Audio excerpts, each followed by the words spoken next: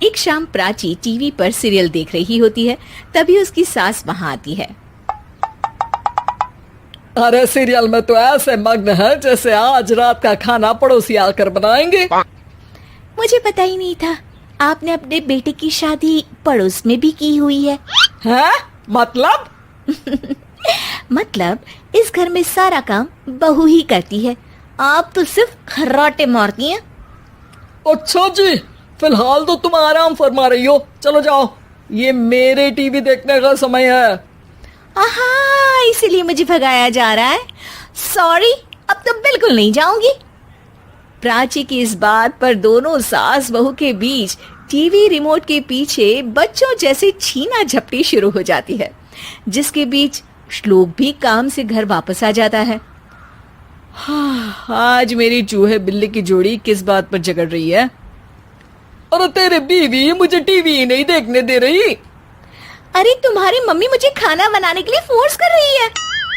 अरे वाह, ऐसे बेतुके रीजन पर तो बच्चे भी झगड़ा नहीं करते।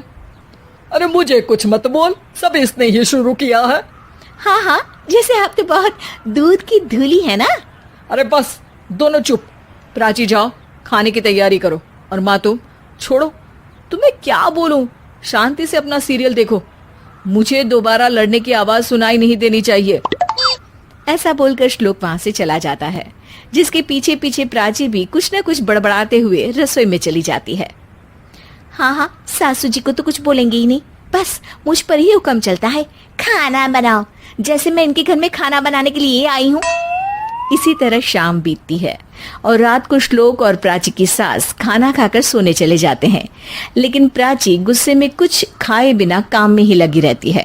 इस घर में किसी को घंटा फिक्र नहीं पड़ता, मैं खाऊं या भूखी रहूं। प्राची कुछ देर के लिए रसोई से बाहर जाती है और जैसे ही वापस आती है तो वहां दूध का भरा ग्लास देखकर हैरान रह जाती है। फिक्र पूरी है, बस दिखाना नहीं है। प्राची दूध पीकर सोने चली जाती है और अगली सुबह एक बार फिर सास बहू का कार्टून नेटवर्क स्टार्ट हो जाता है। ये तुमने ही किया है। अरे अजीब जबरदस्ती है, मैं बोल रही हूँ मैंने कुछ नहीं किया। दोनों ने मिलकर पूरे घर को पागल खाना बनाया हुआ है। यहाँ कोई नॉर्मल इंसान तो रह ही नहीं सकता, इसीलिए अब पड़ोसी क्या रिश्तेदार भी घर आने से कतराते हैं। और सुन बेटे, तू भी चंगा, तेरी माँ भी चंगी, तेरी बीवी भी चंगी, रिश्तेदार।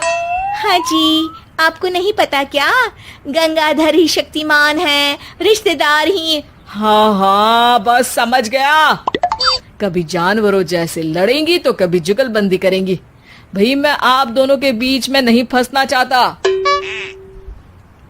सास बहू की इस मन मौजी जोड़ी से परेशान होकर श्लोक अपना सिर खुजलाता वहां से चला जाता है। चलो अब मैं भी कीर्तन में जा रही हूँ। इस पर जैसे ही सास कमरे में अपना पर्स लेने जाती है तो वहां नाश्ते की प्लेट रखी देख मुस्कुराने लगती है और नाश्ता करके घर से बाहर निकलते हुए कुछ पैसे टेबल पर रख जाती है, जिसके कुछ देर बाद सिलेंडर वाला घर आता है। ओ मोरी मैया, मैं सिलेंडर के बारे में तो बिल्कुल भूल ही गई थी। घर खर्च के सारे पैसे भी मम्मी के पास है और श्लोक से बोला तो उल्टा 4 बात सुनाएंगे। प्राची ये सोच ही रही होती है कि अचानक उसका चेहरा चमक उठता है और वो घर में आकर इधर उधर देखने लगती है। तभी उसकी नजर टेबल पर रखे पैसों पर पड़ती है, जिन्हें वो सिलेंडर वाले को दे देती है। ये सब श्लोक देख लेता है। अच्छा बेटे, इतना बड़ा घोटाला, सबके सामने मैं तेरी दुश्मन और पीठ पीछे तेरी मेरी यारी। इस पर श्लोक एक प्लान बनाता है और शाम को सब एक साथ बैठे होने पर बोलने लगता है। माँ, तुम दोनों की बहुत लड़ाई होती है, इसलिए मैं सोच रहा हूँ कि प्राची को उसके घर छोड़ाऊं, इससे वो भी खुश रहेगी और तुम भी। अचानक श्लोक की ये बात सुनकर सास बहू शौक से उसकी तरफ देखती हैं। अरे ऐसे कैसे घर छोड़ाओगे, मुझे कहीं नहीं जाना। अरे तुमने बोला नहीं पर मैंने सुन लिया, तुम्हें मम्मी के साथ रहना अच्छा नहीं लगता, मुझे पता है। अरे वो, अरे जब बहू खुद कुछ काम बोले तो वो तुझे सुनता नहीं, और अब जो इसने बोला ही नहीं वो तू समझ गया। जब उसे नहीं जाना तो फिर जबरदस्ती क्यों कर रहा है? अच्छा, फिर आपको मौसी के घर छोड़ाता हूँ, बस अब आप दोनों एक घर में एक छत के नीचे नहीं रह सकती। मैं इस टॉम एंड जेरी की जोड़ी को और नहीं झेल सकता। है? ऐसे कैसे नहीं रह सकते? तुम्हें इतनी दिक्कत है तो तुम्हारा बोरिया बिस्तर पैक कर देती हूँ, लेकिन मम्मी जी कहीं नहीं जाएंगी। बिल्कुल यही सुनना था मुझे। अगर दोनों में इतना ही प्यार है फिर हर वक्त ये लड़ाई का नाटक क्यों करती हो? देखा मैंने कैसे माँ किचन में दूध रखती है और तुम उनके लिए कमरे में नाश्ता रखती हो, और कैसे वो पहले ही तुम्हारी दिक्कत समझकर घर में पैसे रखकर बाहर जाती है। अरे भाई, इतना ड्रामा तो डेली सोप में भी नहीं होता जितना तुम दोनों ने इस घर में फैलाया हुआ है। तू हमें टॉम एंड जेरी बोलता है ना, तो याद कर वो दोनों भी एक दूसरे को बाहर वालों की बुरी नजर से बचाने के लिए हमेशा सबके सामने लड़ते थे, लेकिन अकेले में दिक्कत के समय मदद भी तो करते थे। बस हमारा रिश्ता भी कुछ ऐसा ही है।